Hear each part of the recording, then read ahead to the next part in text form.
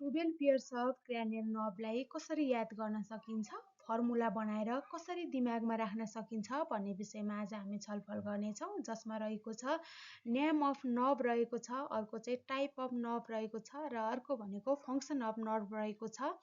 12 pairs of cranial नर्भलाई कसरी हामी चाहिँ याद गर्न सकिन्छ भन्दाखेरि यहाँ चाहिँ रहेको छ ओ ओ ओ तिम्रो त्यो आँखा फिक्का भयो, गाजल भरेर आऊ है भन्ने चाहिँ यो फर्मुला रहेको छ। यसबाट हामी सजिलैसँग 12 पेयर्स क्रानियल नर्भलाई चाहिँ हामी कण्ठ पार्न सक्छौँ।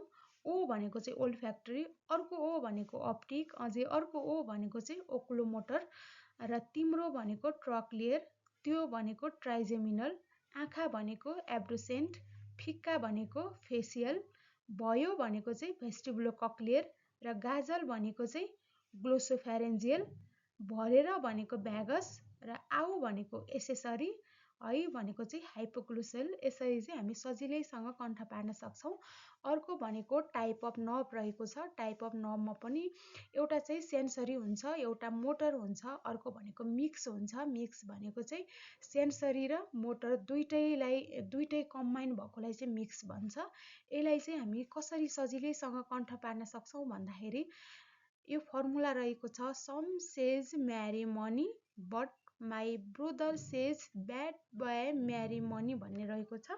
सम भनेको जहाँ जहाँ एसएस आउँछ त्यो भनेको सेन्सरी हो, जहाँ चाहिँ एमएम आउँछ त्यो भनेको चाहिँ मोटर हो, जहाँ चाहिँ बी आउँछ बी भनेको चाहिँ बोथ हो, बोथ भनेको दुइटै मिक्स नर्भ हो र यो चाहिँ फङ्सन भयो। जस्तो यता हेरौँ, ओल्फ्याक्टरी भनेको चाहिँ एउटा सेन्सरी नर्भ हो जसले स्मेल गर्नको लागि हेल्प गर्छ।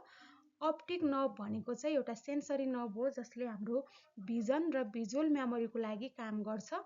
अर्को रहेको छ अकुलोमोटर भनेको एउटा मोटर नर्भ हो जसले हाम्रो आइबललाई मुभमेन्ट गर्नको लागि हेल्प गर्छ, सँगसँगै प्युपिलको साइजलाई रेगुलेसन गर्नको लागि, फोकस गर्नको लागि हेल्प गर्छ। अर्को रहेको छ ट्रक्लियर। ट्रक्लियर भनेको एउटा मोटर नर्भ हो जसले हाम्रो आइबललाई मुभमेन्ट गर्नको लागि हेल्प गर्छ। र अर्को रहेको छ ट्राइजेमिनल। ट्राइजेमिनललाई चाहिँ मिक्स नर्भ हो, यो चाहिँ यसमा मोटर र सेन्सरी दुइटै नर्भहरू मिक्स भएको हुन्छ र यसले च्युइङ गर्नको लागि, खानेकुराहरू चपाउनको लागि, सँगसँगै हाम्रो फेसको सेन्सेसनको लागि चाहिँ काम गर्छ। अर्को रहेको छ एब्डुसेन्ट। एब्डुसेन्ट भनेको पनि एउटा मोटर नर्भ हो जसले हाम्रो आइबललाई मुभमेन्ट गर्नको लागि हेल्प गर्छ। र अर्को रहेको छ फेसियल। फेसियल पनि एउटा मिक्स नर्भ हो जसले हाम्रो फेसको मसल्सलाई मुभमेन्ट गर्नको लागि, सँगसँगै हाम्रो खानाको स्वाद लिनको लागि यसले काम गर्छ। अर्को रहेको छ भेस्टिबुलोकक्लियर नर्भ।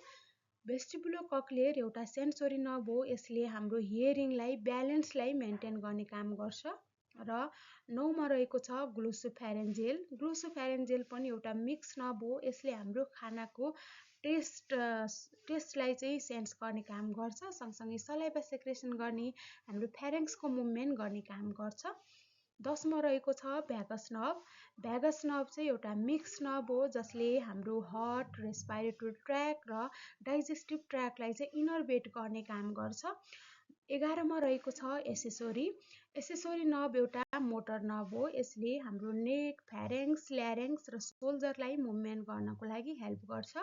र 12मा रहेको छ हाइपोग्लोसल। हाइपोग्लोसल पनि एउटा मोटर नर्भ हो जसले टङको मुभमेन्ट गर्नको लागि हेल्प गर्छ।